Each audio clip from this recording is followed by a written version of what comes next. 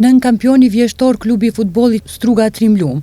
Nga data 17 janar zhvillon fazën kryesore të përgatitjeve për pjesën pranverore në Antalya të Turqisë, ku krahas seancave të rregullta intenzive është duke u zhvilluar dhe ndeshje kontrolluese me ekipe nga vende të ndryshme, që gjithashtu përgatiten në tokën turke. Ndeshjen e parë kontrolluese ndaj slovakëve në Trençin, që u zhvillua të hënën, kishte përfundim me barazim 2-2, ndërsa sot zhvilloi kontrolluese në dytë kundër skuadrës Pak Takorit nga Uzbekistani.